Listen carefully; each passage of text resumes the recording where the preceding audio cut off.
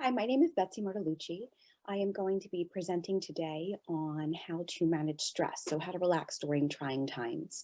The point of today's presentation, this hour-long presentation, is going to be going over the signs and symptoms of stress, talking a little bit about the different types of stress that we have in our lives, and understanding what triggers stress, and then also helping to identify the areas in our lives that cause stress, and then how to relieve that stress, what you can do in order to help yourself and feel better.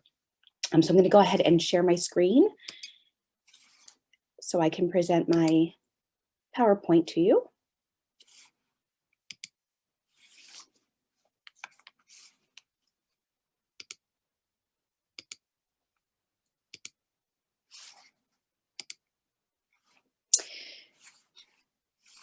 So this is how to relax during trying times, identifying and managing stress. So this first slide is pretty self-explanatory in terms of what we're all dealing with these days. Especially 2020, this has been a particularly challenging year, I think, for most people. The things in our lives that normally stress us have been exacerbated by some of the recent events.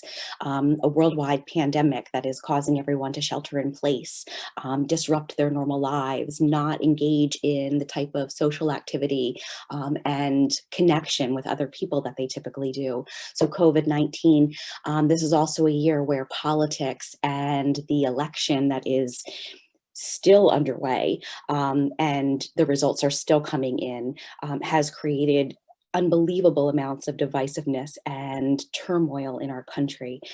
It's pitted people against each other. It has broken up friendships and families, and created lots of anxiety about what's going to happen in our country. Along with the pandemic and with politics, you have normal stressors from work and family and obligations.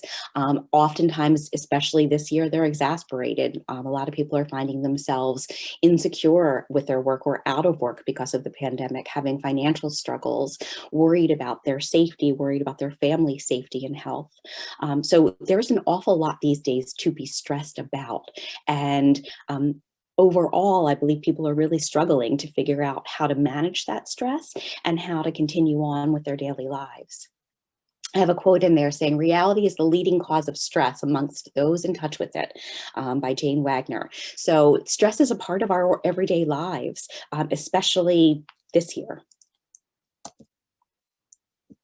So what is stress? How do we define stress? Stress is actually a normal reaction that the body has when change occurs.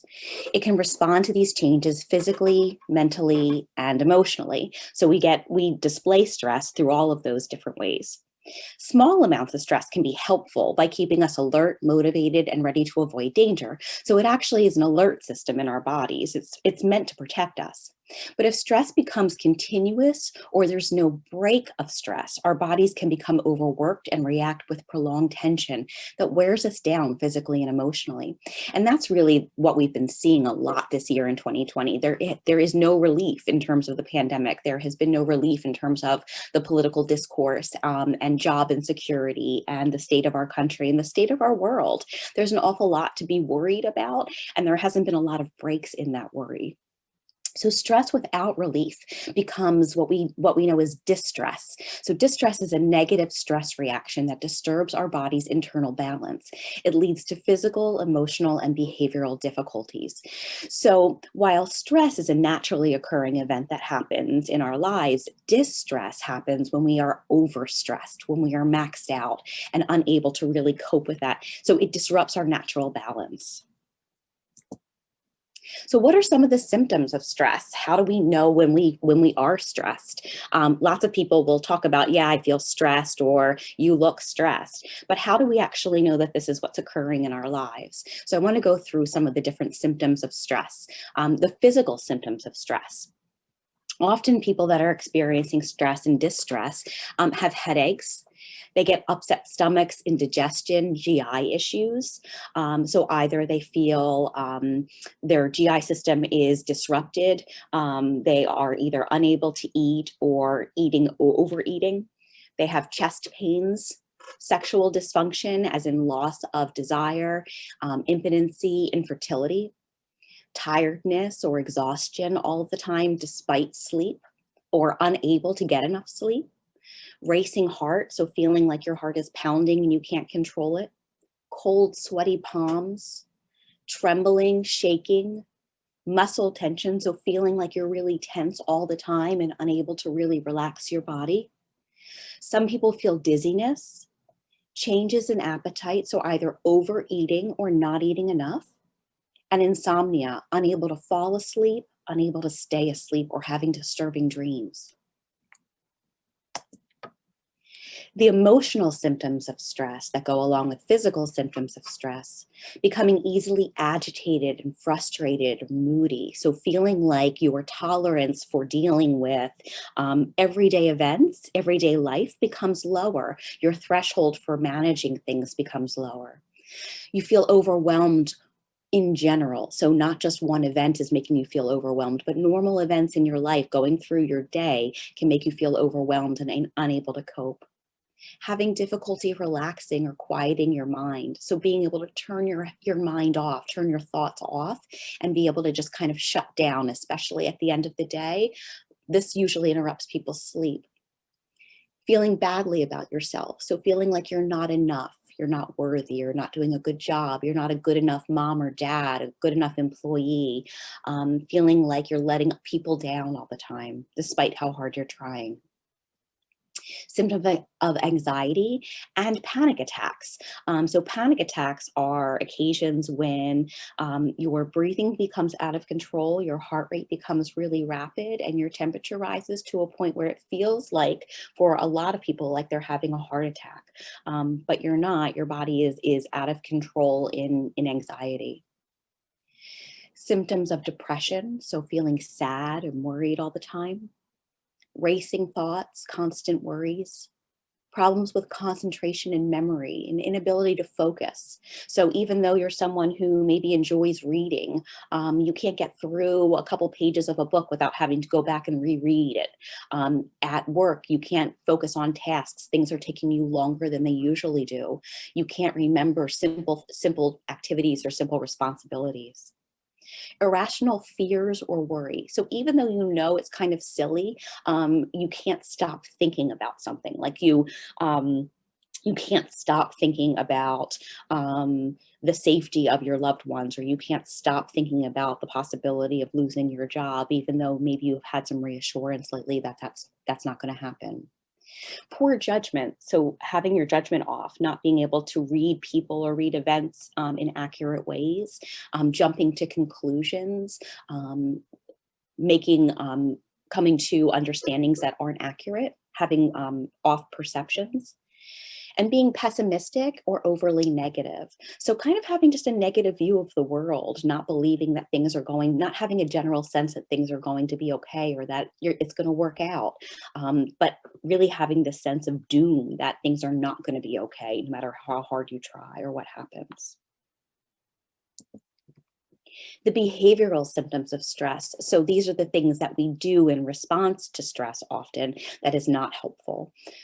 So we procrastinate and avoid responsibilities. So even though you're someone who is typically pretty responsible and people can count on you to get the things done that you need to, you put things off now. You're finding that you're waiting to the last minute, or you're avoiding responsibilities altogether. Increased use or abuse of alcohol and drugs.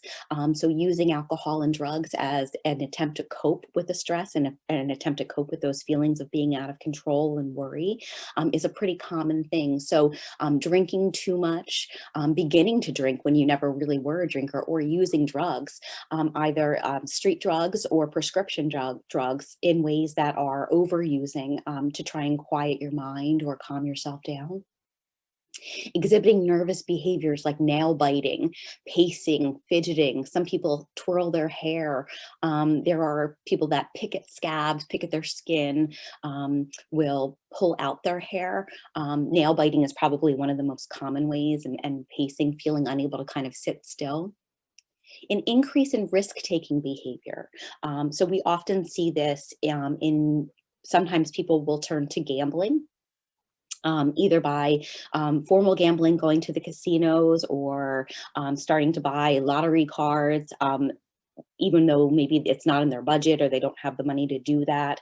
And also doing more dangerous behavior. So doing some risk-taking behavior, taking risks that they normally wouldn't, driving at higher speeds, engaging in activities that might cause harm to themselves, doing things that typically are outside of who they think they are, who they typically are. Trouble getting through daily tasks. So even though you maybe were someone that had, a pretty good routine in your life, you got up, you did what you needed to do, you went grocery shopping on a regular basis, you paid your bills, you completed all of the tasks of being an adult in regular order. Now you're having trouble just keeping up with your daily tasks. You're falling behind, you're forgetting things, you're not paying your bills on time, you're falling behind on your obligations or the things that you said you were going to do. Withdrawing from friends and family. And this is a particular one, I think, especially during these times, that we're already isolated in that we're being told not to gather in large groups. We are being told that all of the typical recreational things, a lot of them are being canceled or postponed indefinitely because of the pandemic, because of COVID. So in addition to that, though, now you're kind of just isolating. So you're staying at home, and not only can you not go to that concert or go to that party because of COVID, but now you're not really even reaching out through phone or computer or engaging in even outside events that maybe would help. So you're just kind of sticking to yourself, isolating more, isolating both physically and emotionally. Some people have thoughts of hurting themselves or other people. So they start to feel like they can't take it anymore, like they need a way out. So thoughts of hurting yourself, suicide or self-injurious behavior, or sometimes the thoughts of, and the stress gets to a point where you start getting really enraged with the world around you and start feeling like you're going to act out or explode on other people around you. Significant changes in eating. So for some people, that means overeating. They call it stress eating, which is a real thing, in that your appetite increases and that you're kind of just filling yourself up with food, especially carbs and sugary foods, as a way to try and make yourself feel better. But for other people, the change in eating is a loss of appetite. You kind of have to force yourself to eat, or you forget that you haven't eaten, and your appetite is really next to nothing, and eating becomes more of a chore than something that is just a normal activity or something that you enjoy. Significant changes in sleep. So either wanting to sleep all the time, having difficulty getting out of bed in the morning, sometimes not getting out of bed in the morning and just staying in bed and being unable to start your day. And for other people, it means not being able to sleep at all. So despite being exhausted and tired all of the time, when you lay your head down and you try and sleep, you can't stop the racing thoughts and you can't turn your head off. So you can't get into sleep. So you're sleeping maybe an hour or two at a time, or you're having disrupted sleep, or it takes you a lot longer than usual to be able to fall asleep in the first place, or you're waking up too early. You're waking up and you look at the clock and you say, oh my gosh, it's 4 o'clock in the morning and I'm not supposed to get up until 7. Also, we often see a decline in work or school performance. So it interrupts with our ability to be able to really perform to our potential, to be able to behave in ways that reach our potential, that show our skill, that make us feel proud. So let's look at the consequences of long-term stress. So what we talked about before were the symptoms of having stress, of being in distress, right, for any period of time. As this goes on over lengthy periods of time. So now, for example, we're looking at this pandemic going into our 8th month of really having our lives disrupted by this.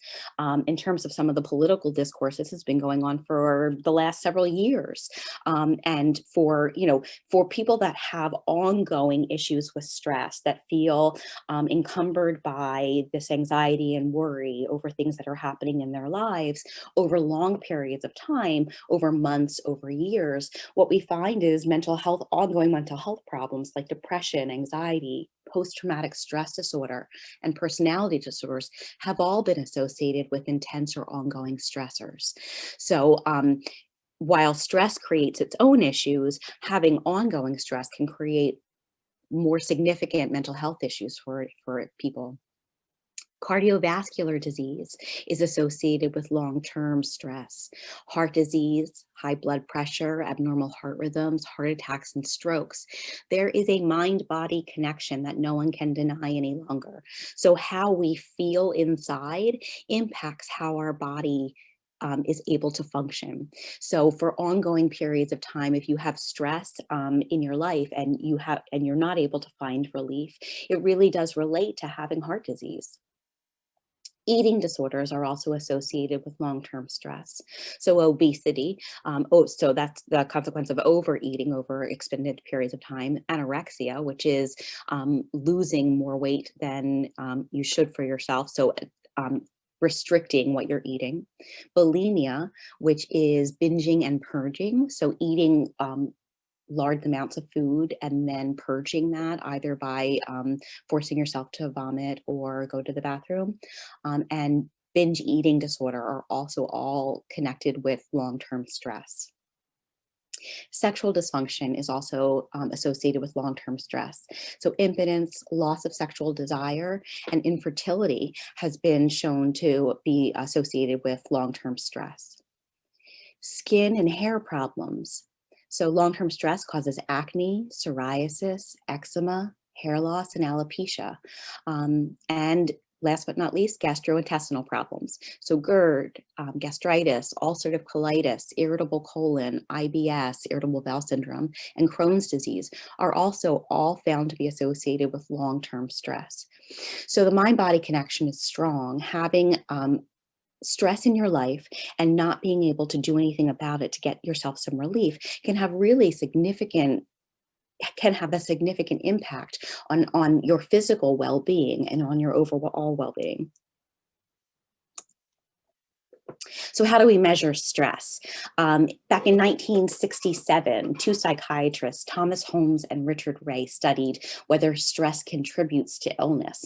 So they created this scale that helps us predict by how likely you are to have significant physical effects based on how much stress you have in your life.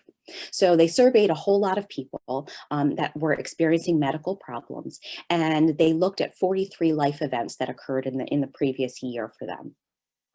And they weighed the different life events differently by how they affected the people. And they came up with a way to rate a stress scale that helps predict the likelihood of becoming ill due to stress in your life. And I want to go over that stress scale for you. So the life events you can see on the far left-hand side, and then the numbers next to them are the way that the psychiatrists were able to rate the level of stress that each occurred. So if you're going to take this, it's a very easy inventory to take. It's 43 different questions. And all you do is look at the life event, and you either say yes or no as to whether that occurred in the last year. And if it has, you write down how many times it has occurred in the last year. And then from the number of occurrences, you add up the number of points. Then that would be your life event stress score. So to go over the life events, if you've had a death of a spouse, obviously that's going to be a pretty significant life stressor. So that total point would be 100. Divorce, marital separation, jail term. So if you served any time in jail or were arrested, death of a close family member, personal injury or illness, marriage, fired at work, marital reconciliation, so getting back together with the spouse that you've been separated from, retirement, change in health of a family member, pregnancy, sexual difficulties, gain of a new family member, either by birth or marriage, business readjustment, change in financial state, either for the better or worse, death of a close friend, change to a different line of work, change in the number of arguments that you've had with a spouse. So not whether or not you've ever had arguments with your spouse, but you've had significantly more or less arguments over the last year. large mortgage or loan, foreclosure of mortgage or loan, change in responsibilities at your work, a child leaving home. So either through divorce and custody, or a child just becoming of age and going off to college or moving out on their own. Trouble with in-laws, outstanding personal achievements, a spouse beginning or stopping work, a begin or end of school or college for you, change in living conditions, revision of personal habits, so changing the way you live your life, trouble with your boss, change in work hours or conditions, change in residence, change in school or college, change in recreational activities, change in church activities, so either changing where you worship, changing your religion, or stopping activities related to a religion, change in social activities, so either changing your friends, losing your friends, doing things differently, a moderate loan or mortgage, change in sleeping habits, change in the number of family get-togethers. That would be a big one during this year, and that we can't get together, or we're being told that it's not healthy or safe to get together with family members and friends. Change in eating habits, having a vacation, celebrating Christmas, or a minor violation of the law. So from that, you'd add up your total points. Now I want you to take note, not all of these changes that are listed in this inventory are negative. There are some that we would wish for, right? And there's some that are pretty ordinary. Celebrating Christmas is pretty much an ordinary event for people every year. It's not something that we would consider unusual. So some of these events, and you can see there that's numbered lower, that's rated lower than some of the other ones. But it's not just all negative things or things that are typically seen as unusual. These are all events that are associated with long-term stress that can affect your health. So you can take this inventory and add up your total points, and then how to rate that. So looking at the scores, if you score anywhere from 11 to 150 points, you have a low to moderate chance of becoming ill in the near future. So that's what they found in terms of studying all of those people and the ratings of the different stress events. If you score under 150, it seems like your life is pretty well in balance, and that while you have some stress in your life, because unfortunately we can't avoid stress altogether, it is very unlikely that you're going to suffer from physical effects, from physical illness due to the level of stress in your life. If you score 150 to 299, it is seen that you have a moderate to high chance of becoming ill in the near future. So that means that, the likelihood has increased, and the level of stress in your life can very well affect your health and your well-being. If you score over 300, however, you have a really high or very high risk of becoming ill in the near future. You're considered at very, very high risk for suffering some of those long-term stress consequences that I talked about earlier in the presentation. Now, it should be important to note that some scientists and some research have suggested that this scale is weak in the area of taking cultural differences into consideration. So depending on your own cultural identification, your religion, the way that you were raised, the environment that you were raised in, that can impact this scale. If you take the scale and it shows that you have indications of high risk, it may be a good idea to seek professional consultation, or to take a look at the level of stress in your life, and to see whether that matches up. Does that feel right to you? Does it feel like there is an abnormally large amount of stress in your life? Do you feel encumbered by it? And if so, this would be the time to start looking at what to do about that. Okay, so you took the inventory and you've showed that you have some level of stress. Okay, I'm stressed out. What can you do about it? So we're taking a look at like what the things that cause us stress, but what exactly can you do to help that? So the first thing that we're going to identify in terms of being able to help you manage your stress is identifying what kind of stress you actually have. There are two different, stress can be kind of put into two different categories. Internal stress, which is stress that includes stress-inducing thoughts or behaviors. This is stress inside your head. So when you talk about internal stress, this is stress about how you're feeling and what you're thinking about. This is inside you. These are things that you can control. Examples include putting pressure on yourself to be perfect, being self-conscious, being insecure, and having a pessimistic perspective. So some examples of internal stressors, some ways that this presents in people, an inability to accept uncertainty. So while nobody really likes that we can't predict things, there are some people that it really impacts more than others. So any type of uncertainty, what's going to be happening in the future, what's going to happen tomorrow, people who don't have their lives kind of scripted out for them, it makes them feel really insecure and worried, and they're unable to really continue on unless they have a plan or they have an idea of what's happening.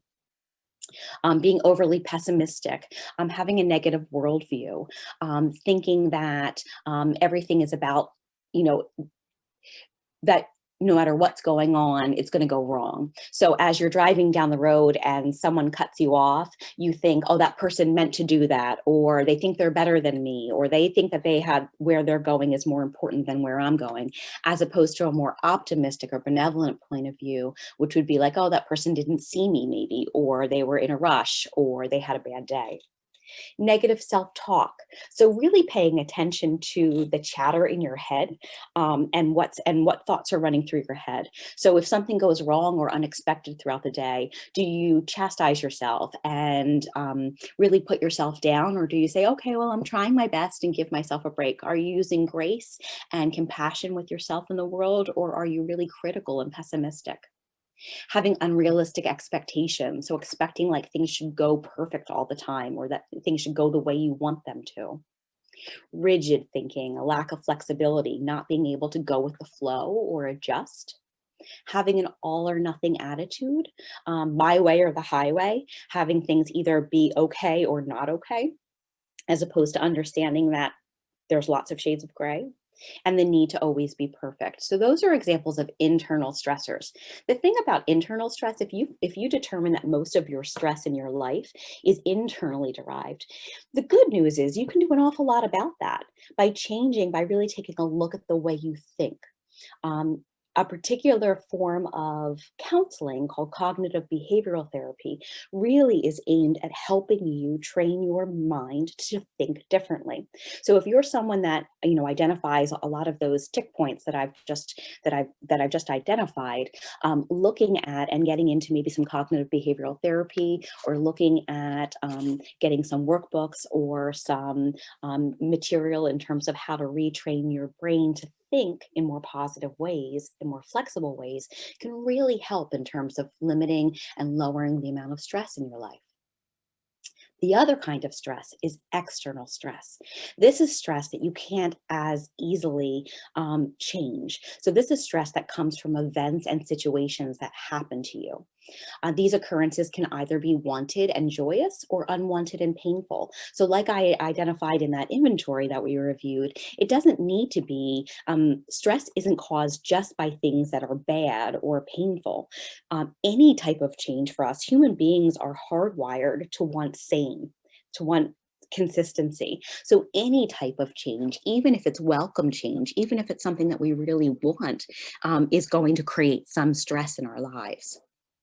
So they most likely include situations that either you can't control, or involve the behavior of other people that are outside of your control. So that would include major life changes such as death of a loved one, divorce, military deployments, marriages, or births, work or school stressors or changes, relationship difficulties or changes, financial worries, having little free time for relaxation, and children and family obligations. And again, it's not all stuff that's unwanted, right? Like a lot of us will sit back and say, yes, we're constantly on the go with our kids, but I wouldn't have it any other way. That's true, but it's still an external stressor. It's something that's going to add to your stress load in your life.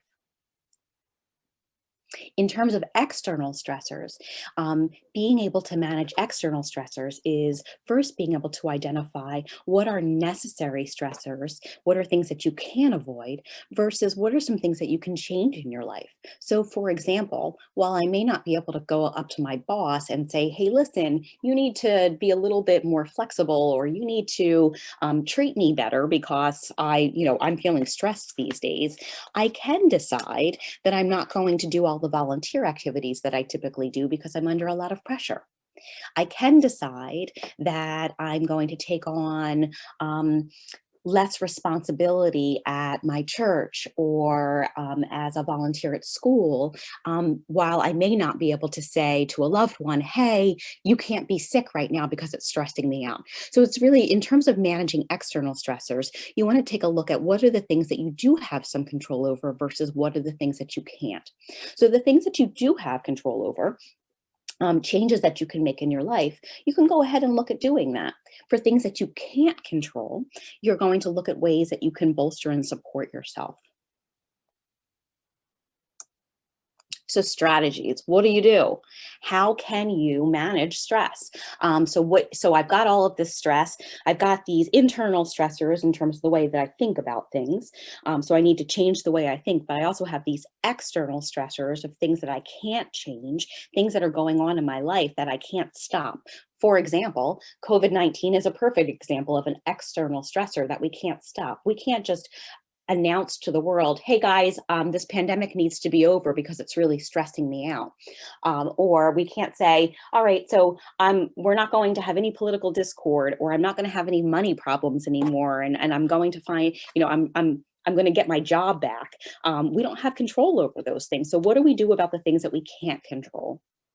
One of the best things, easiest things that you can do is incorporate some exercise into your routine. Your body fights stress better when it's physically fit. If you think of our bodies like machines, because we are complicated machines, we run better when we're being taken care of. So pay attention to your physical health. And I'm not saying that you have to, get on a crazy exercise routine if you've never done exercise before, but something as simple as taking a 10, 15, 20-minute walk a day can change the way you feel about your life and about yourself, and change your physical stress in enormous ways. So doing something on a regular basis that helps your body stay fit is a wonderful idea to help manage stress, especially stress that you can't do anything about. Again, on that same path, eating healthy and taking a look at having well-balanced meals, eating mindfully. So not unconsciously sitting there and opening up a bag of chips and finishing it as you're feeling kind of crappy and sitting on your couch at night worrying about different things. So being mindful about what you're eating and what you're putting in your body. Again, understanding that our bodies are machines, that we will function as well as we treat them. Practicing time management. So while it may not be the most popular suggestion, I often talk to people about doing a time study in their lives. Write down what you spend your time on. It is amazing how much time we lose unconsciously, that we don't know what we're doing, that we don't pay attention to how we're using our time. So doing a time study, and I would suggest doing a time study over at least a week period, just kind of keeping a calendar near you and writing what you spend your time on. This is how much time I spend at the grocery store.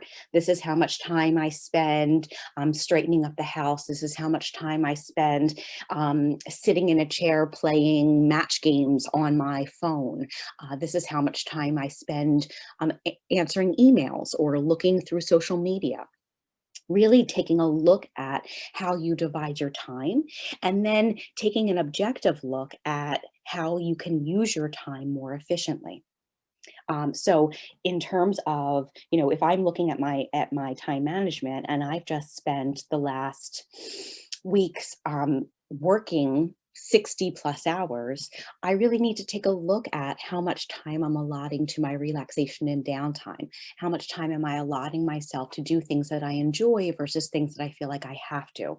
How much time am I wasting by doing some unconscious things that really aren't helping me a whole lot?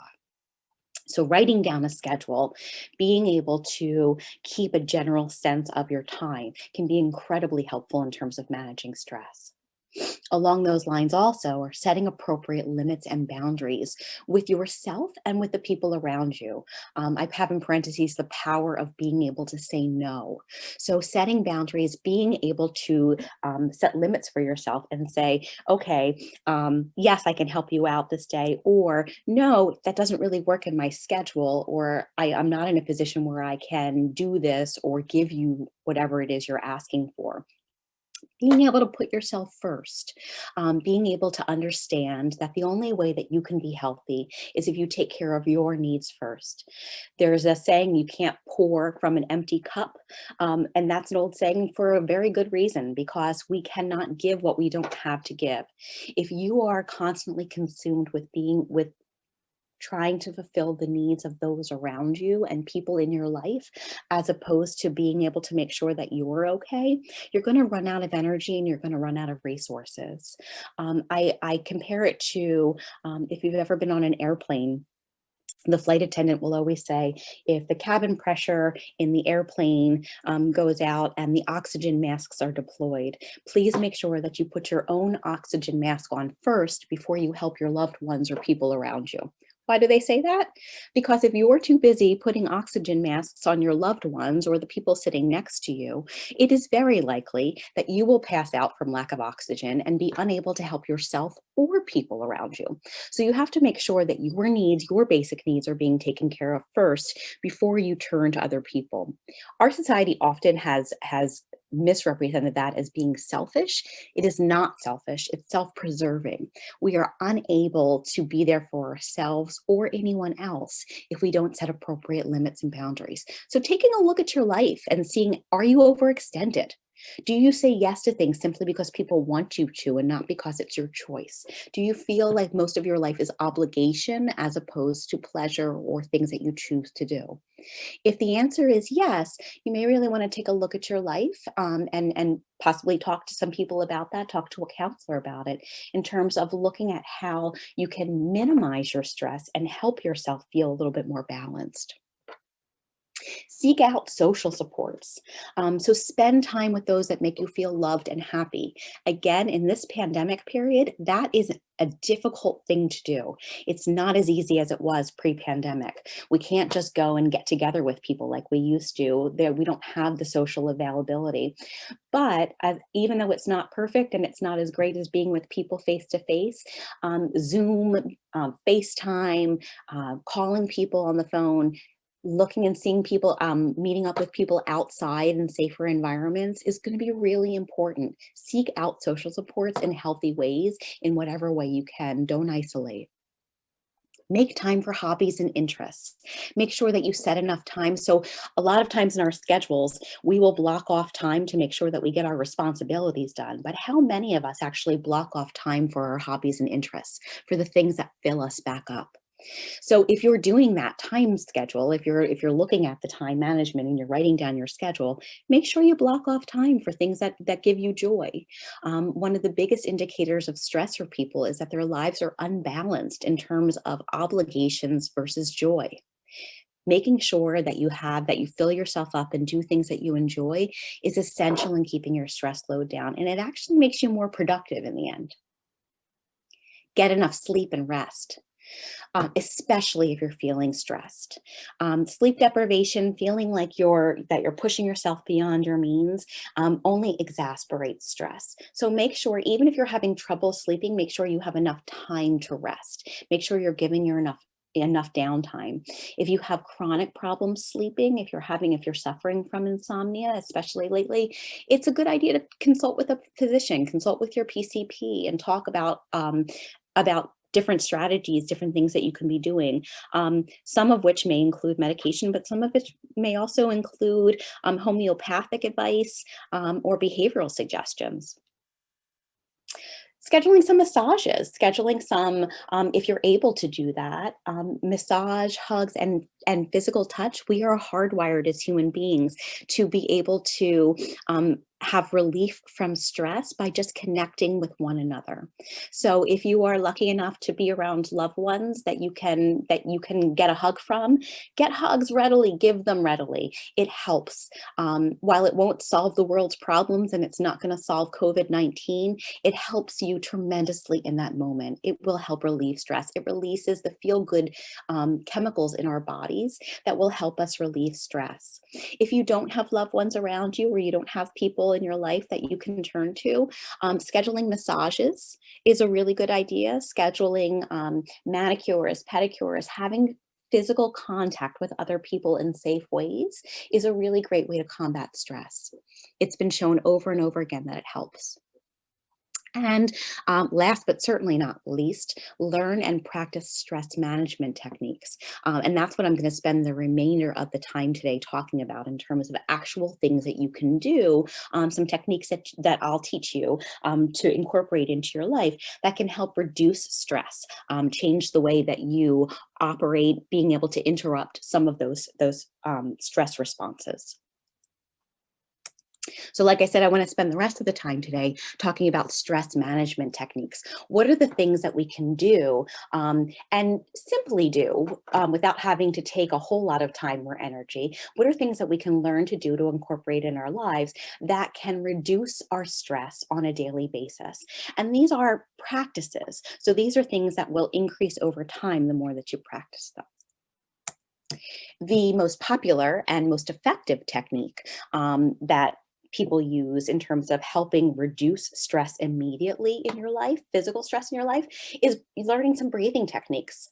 Using your breath is a powerful tool to help ease stress and anxiety. By changing and paying attention to the way you breathe, you can change the way you feel. Again, this is a mind-body connection that has been proven time and time again. So while we can't change things in our lives, while we can't change whether or not we're socially isolated because of COVID-19, while we can't change other people's opinions in our lives or disagreements that we have, while we may not be able to change some of our work circumstances or some of the fact that, people that we care about are suffering or are ill, we can change the way we breathe. And doing this practice can help change the way you feel about yourself and your world. It's amazing how much it can help. And most people are unable to estimate how much relief it can give them until they actually start trying it. So it's just some pointers before we go through some breathing techniques. It's really important to choose a comfortable, quiet, private place to practice your breathing exercises. While you can do them literally anywhere, it's best if you have a space where you feel like you're free from distractions and where you're free from feeling like other people are observing you. So having a private, quiet place in a comfortable area of your room. So for some people, they'll designate a place in their house that is their space, that they will do these breathing exercises. For other people, it's just, okay, I'll my living room or my bedroom or a quiet little nook in my house is a great place.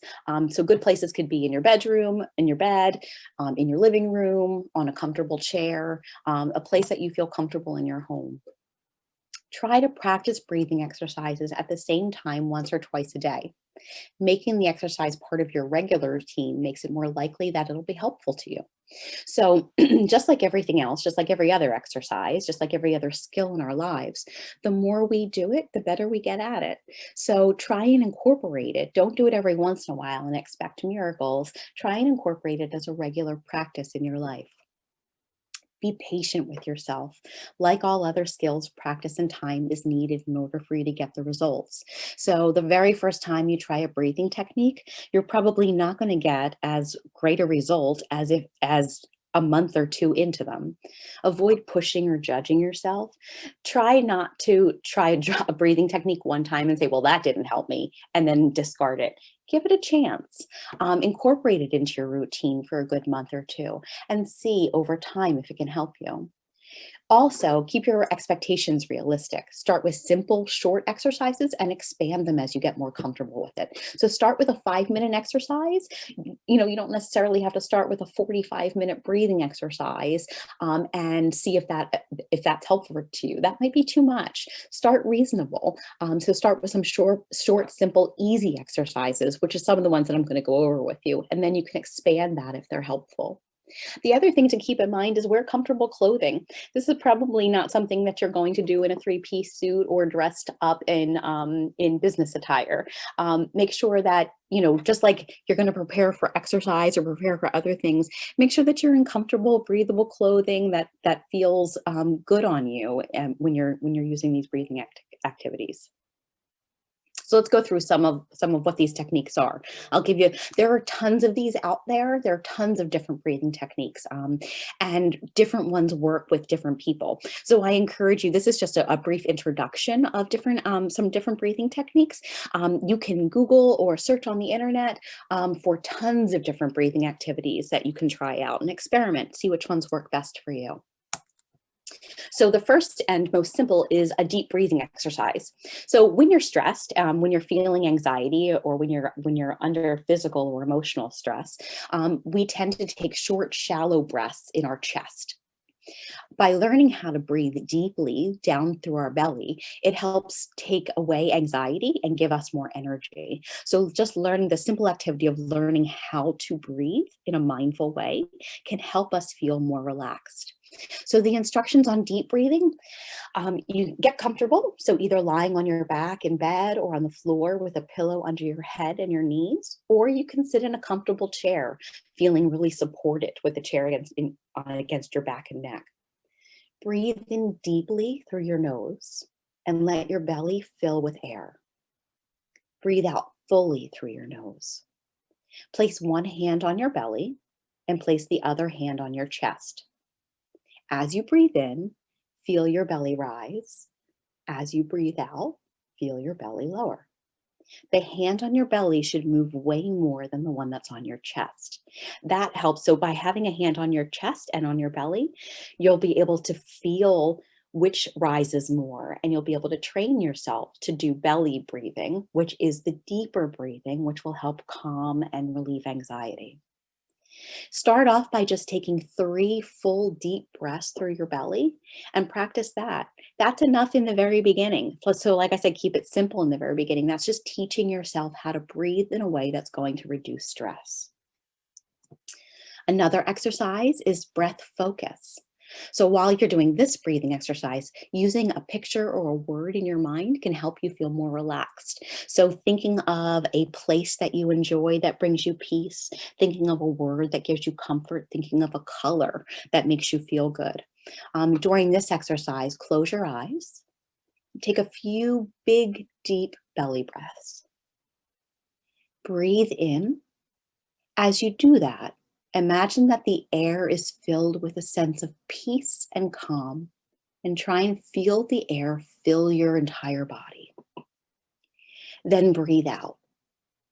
And while you're breathing out, imagine that the air is leaving with all of your stress and tension. Now use a word or a phrase with your breath. As you breathe in, say in your mind or aloud if you're alone, I breathe in peace and calm. Or you can say the words or picture something that gives you peace. And as you breathe out, you can say in your mind, I breathe out stress and tension. Try and do this for about 10 minutes. If you can't do it for a full 10 minutes, that's okay. Try it for a couple minutes at first and work up to it. Just again, learning how to slow yourself down and quiet your mind by focusing on something our minds can't focus on more than one thing at one time. So if you're focusing on your breathing and you're present, you can't focus on the other things that are upsetting you and that are stressing you out. So this is a great activity that will just help relax your mind, quiet your mind. Another really easy technique is the modified lion's breath. For this one, you can sit comfortably on the floor, in a chair. You can do this in bed. You're going to breathe in through your nose, again, doing a deep belly breath. Fill your belly all the way up as you can with air. And when you can't breathe in anymore, open your mouth as widely as you can. This is why it's called a lion's breath, because it's kind of like a lion's roar. And as you breathe out, strongly make a ha sound. So you're breathing in as deeply as you possibly can. Open your mouth and breathe out forcefully with a ha. Repeat several times for at least 5 minutes. Again, you don't have to do the full 5 minutes initially if it doesn't feel right for you. This is something that you can work up to. But again, this is just a different way for you to feel your breath, being mindful of it. And it really does help combat stress. A final breathing activity that we can talk about. This is actually a breathing activity that was created by the Navy SEALs and is still taught universally throughout the Navy SEALs. And it is incredibly helpful at quieting your body and relieving physical stress. It's called box breathing. It's also sometimes called square breathing. And it's because you're focusing in exact periods of time, in 4-second periods of time with your breathing. So for this one, you close your eyes. You breathe in through your nose while counting to 4 slowly. So as you're breathing in, you're counting 1, 2, 3, 4. As you're counting, you feel the air enter your lungs. Then you hold your breath while slowly counting to 4 again. Don't clamp your mouth or your nose shut. Just simply avoid inhaling and exhaling for 4 seconds. So you're breathing in for 4. You're holding that breath for 4. Then you slowly exhale for 4. And you repeat this. You repeat those steps at least 3 times and repeat for 4 minutes or until your calm returns. This activity is a wonderful activity if you're starting to feel a panic attack coming on. If you're feeling like you're going to hyperventilate or you're feeling out of control, by focusing on box breathing, you're going to slow your breathing down and force your body to relax. It's a great way to gain control back. It is incredibly effective in helping stop a panic attack or feeling like you're out of control. Again, it works better with more practice. So you don't try it for the very first time in the middle of a panic attack. You can practice this, but then once you get that incorporated and you learn the skill, it's a wonderful way of calming yourself down and relieving stress. A final technique that I'm going to teach, and again, there are tons of them out there. This is just a brief introduction of some of the most simple techniques to help you relieve stress. This is a progressive muscle relaxation. In this technique, as you breathe in, you tense a different muscle group in your body, and as you breathe out, you release it. By forcing your body to tense and release muscle groups, you're physically forcing yourself to relax. So your body is learning to unclench. Remember what I said, one of the physical symptoms of stress is when our bodies will tense up involuntarily. So this is forcing your body to relax. So in this exercise, you're going to want to lie comfortably in your bed or on the floor. This is better if you're lying down as opposed to sitting in a chair, but you can sit in a chair if you choose. Take a few deep belly breaths just to get yourself into that mindfulness breathing. And then breathe in and tense the muscles of your feet as tight as you possibly can. It's helpful as you're doing that, count to 3 or 4. So breathing in and tense the muscles of your feet and then count 1, 2, 3, 4. Then breathe out and release all of the tension in your feet that you created. Breathing in, then tense the muscles in your calf muscles. So you're working your way up your body. Count to 4. Breathe out and release the tension in your calf muscles. You're going to continue this throughout your entire body, working up your body. Breathing in, tensing your legs for 4. Breathing out and releasing your legs. Breathing in, tensing in your buttocks. Breathing out, releasing your buttocks. Going through your stomach, your chest, your shoulders, your arms, your hands, and your face. So you're going to take turns through your body, moving up through your body, tensing and releasing your muscle groups along with your breaths. You can do this either one time throughout your body initially, but it can be incredibly helpful that as you release your tension, you start as you get to the top of your head and you breathe and tense your face and then release your face in breath. You start over again and start right down, back down at your feet. You can do this progressive muscle relaxation over and over again for increasing lengths of time, and you will find your body relax. This is a great one to do before trying to go to sleep. If you suffer from insomnia or you have some problems shutting off your mind before you go to sleep, this is a great exercise to do in bed, and it will help you quiet your mind and help you fall asleep. The last thing that I want to go over in terms of things that can be helpful for you in terms of stress reduction is aromatherapy. It has gained popularity in the last several years, but it's been widely used since around the 1940s in America. It's the inhalation, so the smelling or the body application of fragrant essential oils for therapeutic purposes. You can buy essential oils almost anywhere these days. They sell them in drugstores, in supermarkets, online. There are different qualities of essential oils, and you can do some research on all of that, but they are very easily accessible these days.